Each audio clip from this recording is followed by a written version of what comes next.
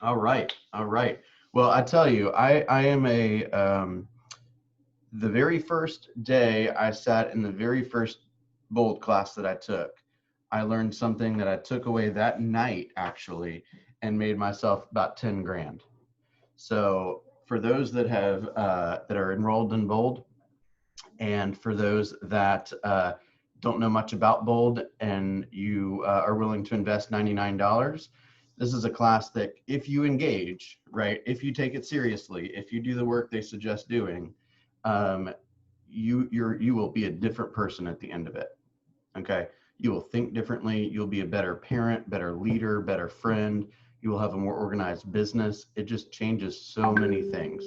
So um, I am excited to see your progressions once you're in bold. This will be my second bold pivot. I just counted last night, and I had 8 bolds prior to that. So half in as an agent and half in leadership. So I can't speak highly enough about it. Just to remind you, it starts today at 2 o'clock. It is all online via Facebook in a private bold group, bold Facebook group, and it is $99. Many of us won scholarships yesterday. By the way, those were provided by O'Kelly and Sorahan and Shelter Mortgage, so make sure you thank them. And for those that are going to pay the $99 to be a part of it, the first transaction that you earn after bold or during bold, the Market Center will pay you that $99 back. Okay, it's a no-brainer, y'all. It's a no-brainer. Okay, who has some anything else positive that they'd like to share, and then we'll jump into the big rocks discussion. Welcome back, Jenny. Did you sell that big house? Not yet. All right, sounds like you're getting. But I'm going to. I'm going to. My focus this week is on that. Y'all, Jenny has like a $6 million listing down in Locust Grove. Did y'all know that? That crazy. That's pretty awesome. That's going to be a big paycheck. Well, yes, it is, because I'm going to stay positive. Mm-hmm. Yep. 221 acres, man. All right. Yeah, and I got lucky. I got lucky getting that. It doesn't have anything to do with.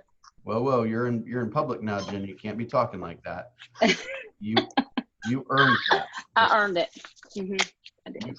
You created what seems like luck because you know a lot of people and you're intentional about how you communicate your work in real estate. That's true. That is very true. Okay. Thank you, Bill. We don't get lucky. It appears to be luck because we've gone out there and created so much stuff going on that it comes back to us. We say, oh my gosh, that was lucky. No, you earned that 6 months ago. Okay, that's true. Good point. All right, beautiful.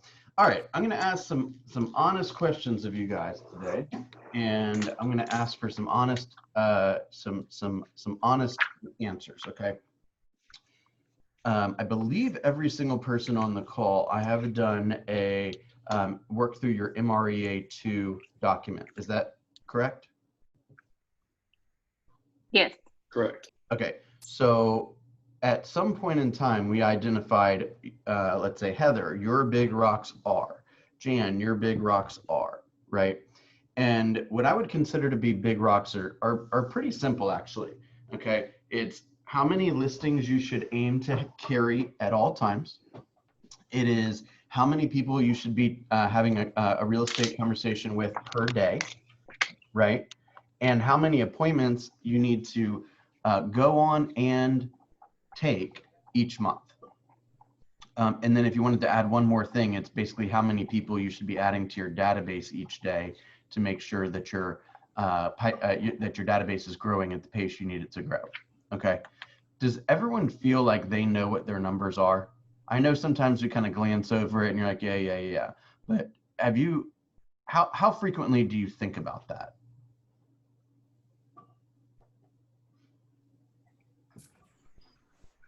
I'll wait. Okay. I think about it a lot, but I think about it a lot.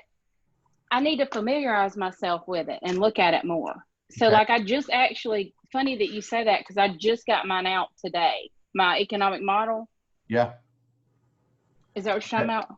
Well, that's the beginning of it. Yeah, the economic Mhm. market model is the basically part one of what I want to talk about. Yeah.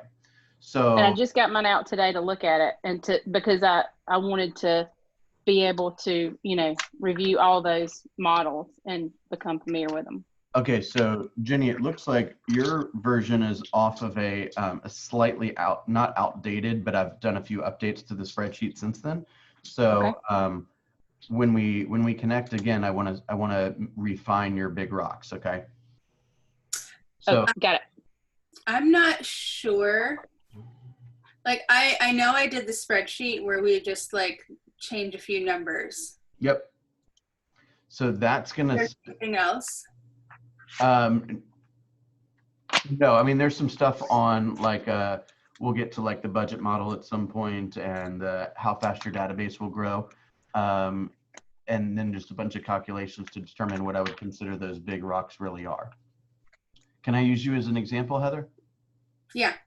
Okay, so Heather's goal is to sell 12 homes in the next 12 months. Okay, reasonable goal, right? Everyone believe Heather can do that? I do. Oh yeah. That's my goal too. There you go. There you go. Okay, so I'm gonna share my screen with you guys really fast, and we'll spend just a second honing in on this together. Okay.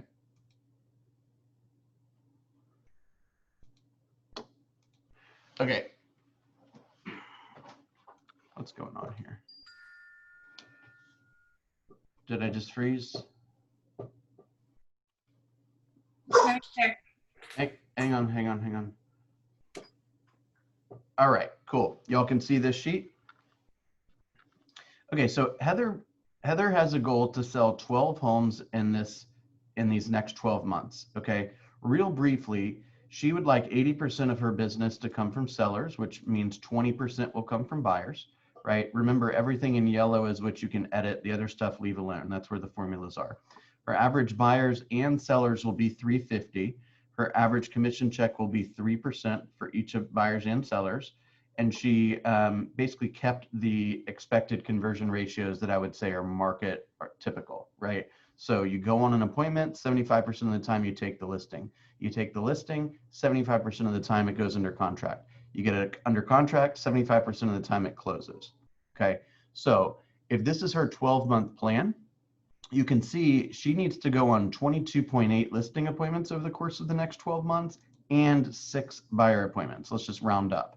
So 23 listing appointments, she's going to take 18 of them and she's going to sell 10 of them. Okay, here she's going to go on 6 buyer appointments. She's going to take 5 of them and she's going to sell 3 of them.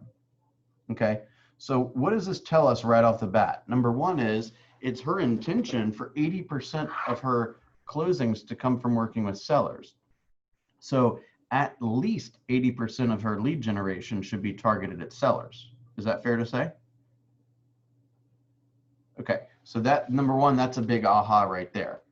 Okay, I posted a video yesterday in the chat that was the 90-day plan, and I kind of feel like there was a lot of good content in there. Sometimes I finish a call and I'm like, I sucked, right? And sometimes I finish a call and I'm like, that was good. This one was good, I think. Okay, so I'd like for you to rewatch this, because what I was talking about in very simple terms was, Marinelli, did you like it? Yes. Okay, so what I was talking about was I said, I want you to take the number of homes that you want to sell in the next 12 months. I want you to triple that. And then I want you to build a pipeline that has that many people on it. Okay. And then I want you to rank it based on when you expect to help that person buy or when you expect to help that person sell. Okay.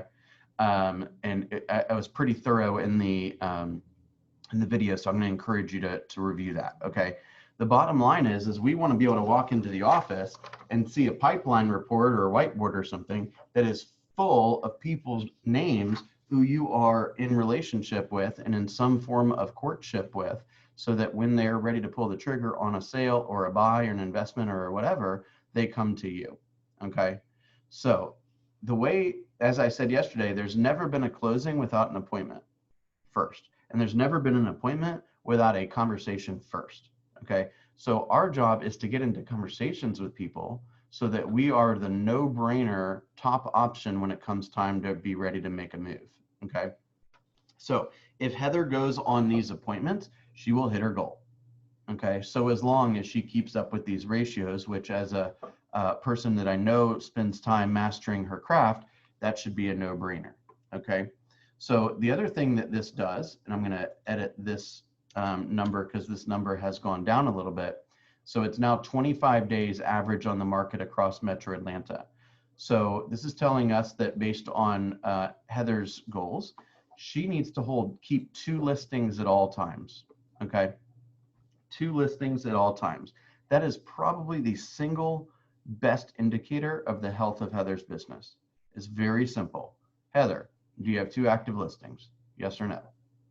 Right. That was a rhetorical question. Okay.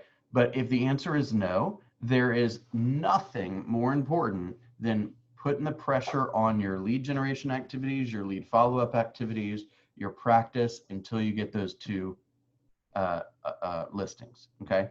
And we all know in this industry, you put one on the market, it's going to go. And then I'm going to say, Heather, you got 2 listings now? And you say, well, I got 1 and then I got 1 under contract. Nope, got to get 2. That's how this formula is figured out. So if you make it one of your chief priorities to always carry 2 listings minimum, you will be well on your way to that goal. Okay.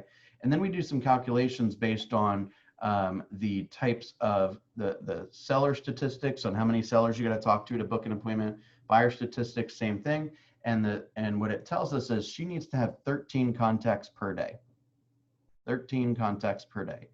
Remember, it is not necessarily, if you had asked me this 6 months ago or a year ago, I would have said a different thing.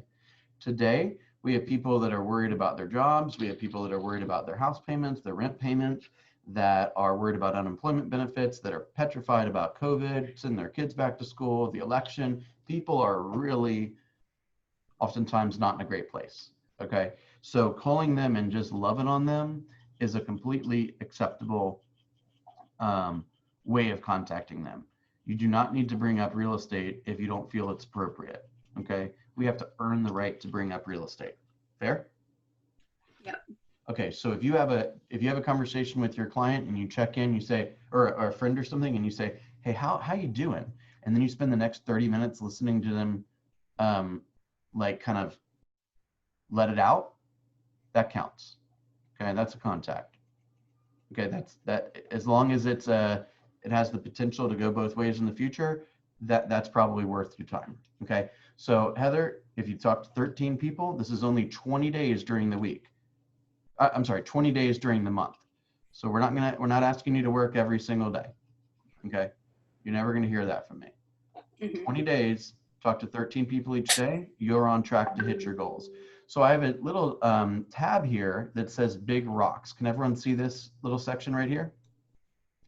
This is what I want you to get super, super clear on, everybody. Okay. This is like your report card. Okay. You know how when you go into the doctor, they take your weight, they see how tall you are, they take your pulse, they take your temperature, they ask you what hurts. And then if there's something in that first series of evaluation that causes them concern, they say, okay, we'll need some blood work, right?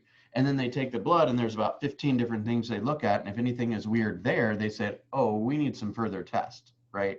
What we're trying to do is figure out what the big rock questions are so that we know how you're doing, right? How you're progressing versus your goal, what you're struggling with, what you need to dedicate more time to, that kind of stuff. So if Heather nails the following big rocks, she will clobber those goals, okay? 2 listings at all times, 13 daily contacts.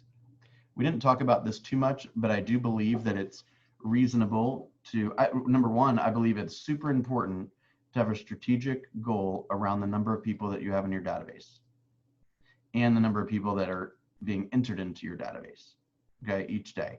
I think a reasonable amount is 2, okay, 2.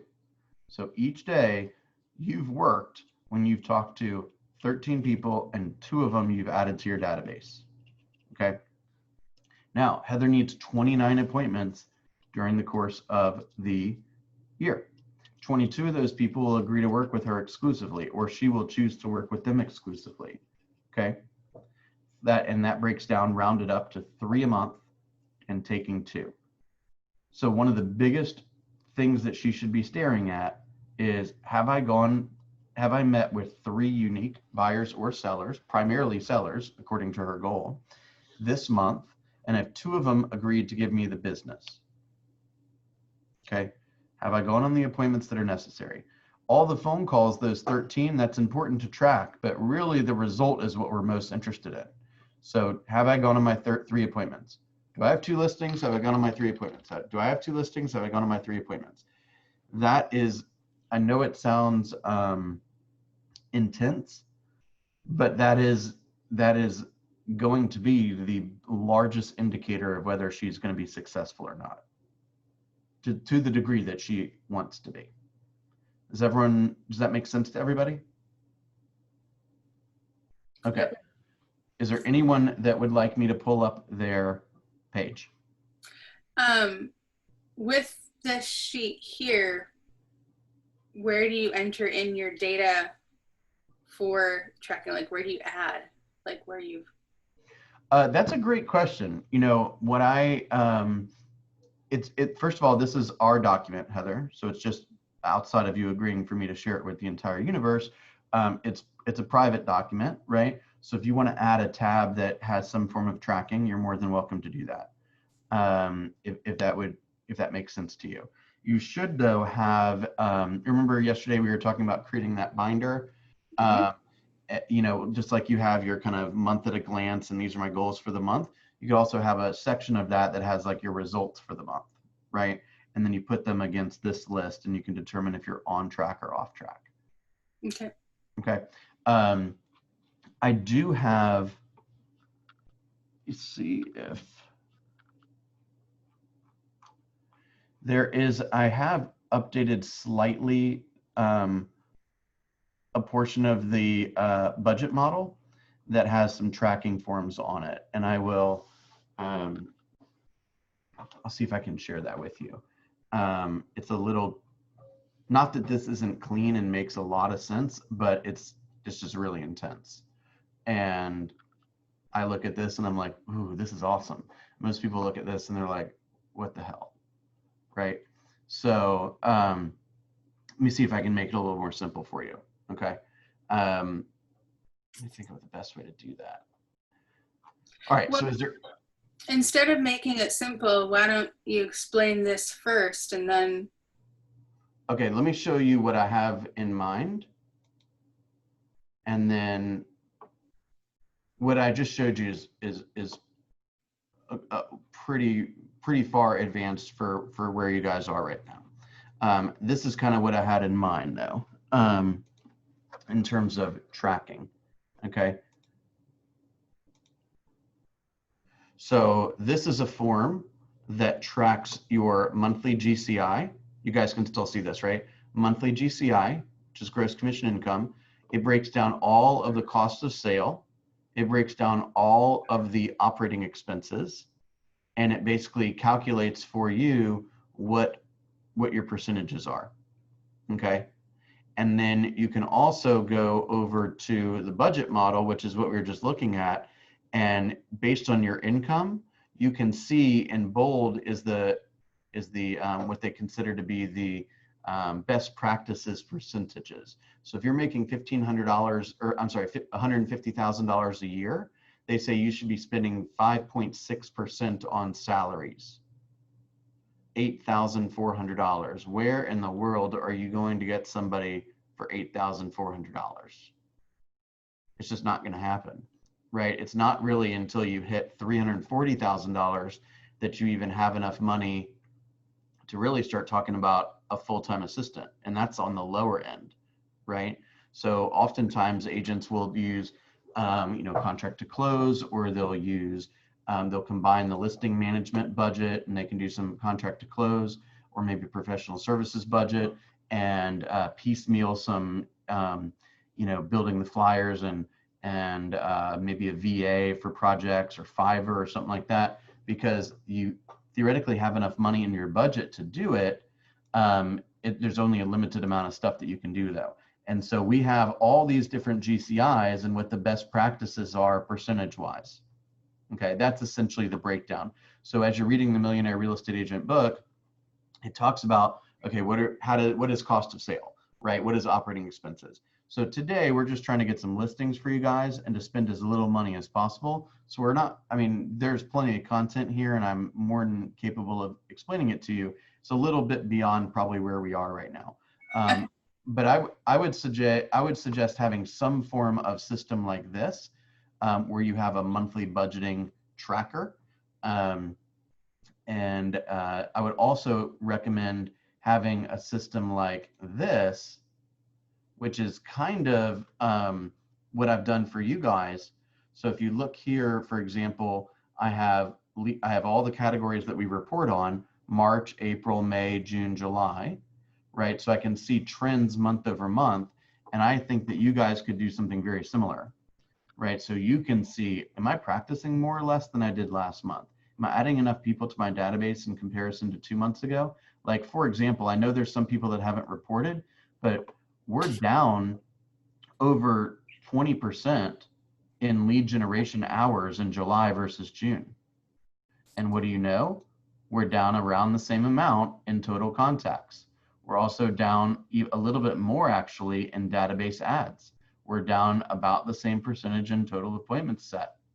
Okay. We're down about the same percentage in total appointments held. We're down in listing appointments. We're down in listings taken. We're down in contracts written. We're down in pendings. You see what I'm saying?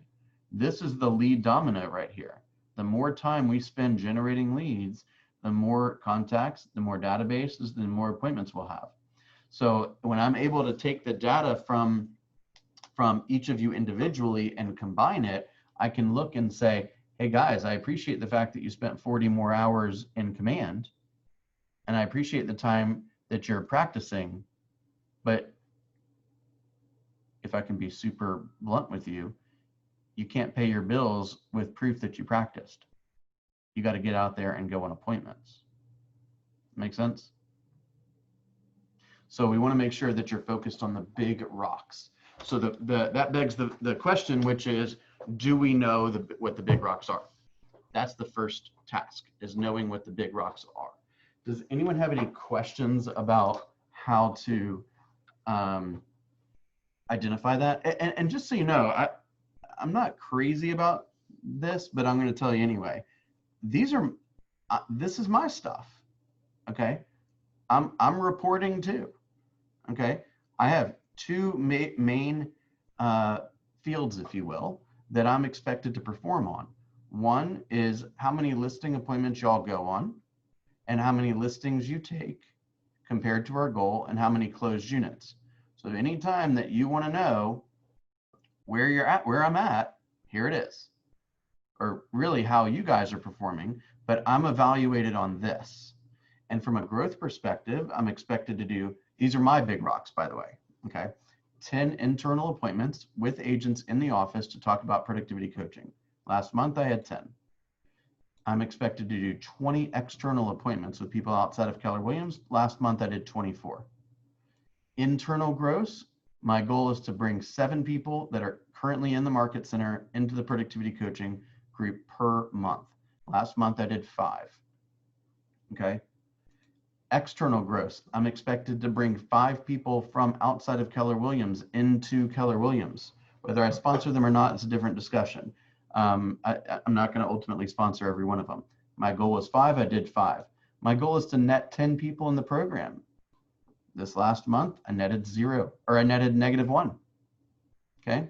And I'm still waiting for the company dollar stuff after we transmit. But this is my evidence of success, or evidence of structure or failure, right? And these are some of the people that I'm flirting with right now, right? So how am I doing? I'm willing to put my stuff out there as well. Make sense? Okay, so is there anybody that would like for me to pull up their their MREA2 or doesn't know how to access it or something of that nature?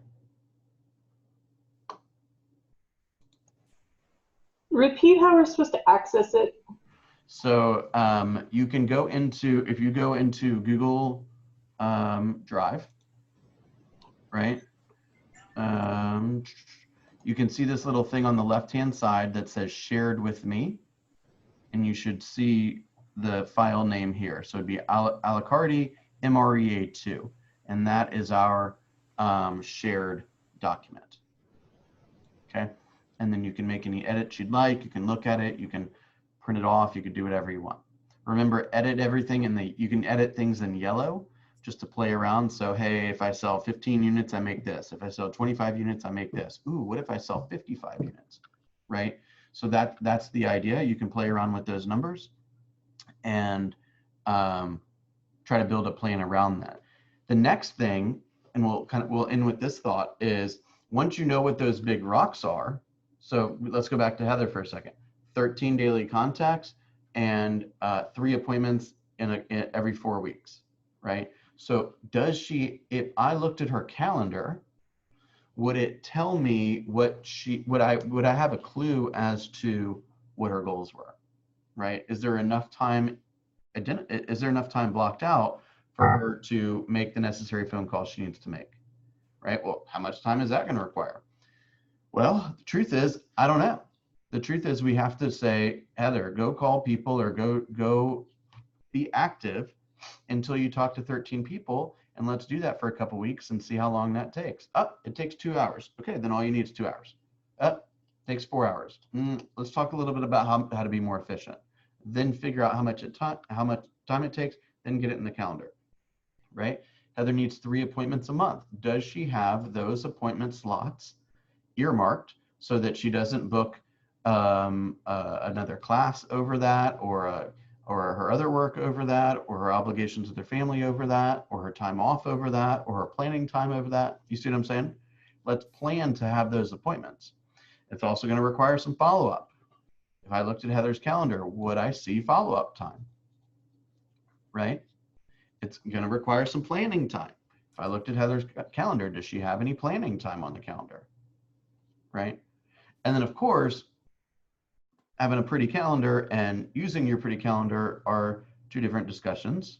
And so you have to mentally commit and say, why am I doing all this stuff anyway? Right? And the reason you're doing this stuff is, well, sometimes you got to do some soul searching on that, right? Why am I willing to put myself through the highs and lows and the emotional highs and lows of being a real estate agent? Well, let's talk that through. Is it for financial gain? Is it for some other type of thing that's driving you from an emotional perspective? Is it so that you can support your kids or a charity or have some type of independence or financial wealth or whatever? Let's get super clear on that. And then the big rocks are just simply the assignment that you've got to do in order to hit the goal that you want to hit. If we forget to talk about why we're doing it, then it's just kind of that annoying thing. It's like, okay, Heather, like, seriously, can you please report your numbers? I'm not calling out on you. Heather is in the top 5% of reporting numbers on time. Okay. But not everyone is. I've got to assume there's probably 2 reasons why people aren't reporting their numbers in a systematic way. One is they're afraid to put zeros on there. And zeros is just, that is the number. 0 is a number, okay? And that right there should be just an awareness. It's no judgment. It's just, hey, whatever I was up to this week, it didn't work so well. Or maybe let me look for where I can improve. And maybe that's what we should talk about on our coaching call, okay? So if you know why you're doing these activities, then you will be much more aware of the activities and the results of the activities. The other reason why your people are not so interested in reporting numbers is probably because they don't have that great of a connection between the numbers and the results of the numbers, which is what you were seeking in the first place, right? I've kind of joked before, you know, if you don't think about leaving this business once a month, you're not talking to enough people. All right, what are you hearing? Andrew, that's a little bit of a smile. Just, you know, taking it all in. You know, I agree with you. Okay, so you know, sometimes I will admit one of my biggest faults, which is I don't talk enough about the why. I get that. I'm working on that myself. So I'm going to encourage you guys to do some thinking about what is that why, right? Why are we going through what we're going through? Why did we wake up one day and say, I want to start a real estate business? Let me go drop $500 on pre-license and sit in that room for, you know, 2 months or whatever and study all that boring stuff. Why? What were we trying to accomplish? And then let's get real about what it's going to take. And let me be your partner. I mean, I will go through the trenches with you. Okay? Because I've seen, if I can be super brass, I've seen people like make incredible lives from being real estate agents. And I've also seen people give up on their dreams of being real estate agents. Right? And I want to be with you and watch you have it build an incredible life. Okay. So you don't have to focus on 100 different things. Just know what the most important metrics are and then build a calendar around crushing those every single day. Okay. I heard a line yesterday, you guys got a sneak peek of it. It says, we don't rise to our goals, we fall to our standards. We don't rise to our goals, we fall to our systems, right? So what are the standards of our business? What are the systems in our business? Do we even have any, right? So these are things I'd like for you to talk about or think about, okay? I've noticed a huge, since I started getting intentional about my Facebook posts and creating that, you know, the, just noticing how people respond. Like those food quizzes that I put up there, I've done 2 now. I've been surprised at how much interaction you get from those. I mean, they're just, it's ridiculous. And just like, you know, taking the little moments of life that kind of really mean nothing, people relate to that. And I found people more receptive to talking to me in different ways because I'm doing that. So like the other day when I'd gone to Wendy's and ordered a Frosty and I hadn't had one forever, I looked at my hand, I'm like, I haven't had one of these forever. I'm like, huh, that's a relatable moment. So I just posted the cup with the Frosty and I got a lot of response from that. I know, it's crazy. You post a message like, hey, if you're a renter, your average net worth is $5,000. If you're a homeowner, your average net worth is $243,000. And people are like, Mm-hmm. You post a picture of a Frosty and they're like totally engaged. Yeah. I mean, this world, it blows my mind every day. But we're going to get them from a bunch of different angles, right? So if they don't pay attention to the Frosty, I mean, if they don't pay attention to the net worth sheet, then grab their attention by the Frosty and create your audience. And then when you're ready to drop knowledge on them, they'll be right there waiting. Well, what I've noticed is when people click more and do more or more interactive with my page, then more people also see my real estate posts and they might not comment on it, but I'm in their feed.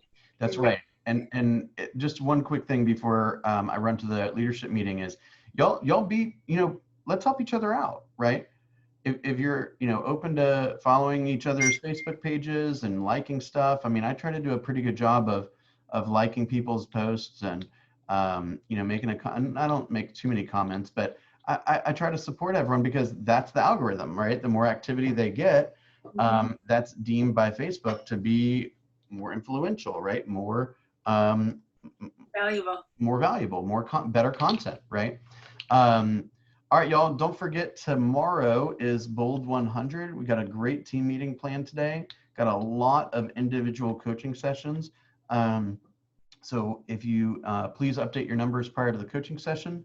And as I mentioned yesterday, it's kind of late, but if you have a coaching time slot that conflicts with bold and you are in bold and you would like to adjust that time, just let me know privately and I'll give you some different options, okay? All right, go back and watch that video from yesterday. It's already on YouTube, and y'all go make a bunch of contacts today, okay? Thanks, Bill. Thanks. All right, bye-bye. Bye.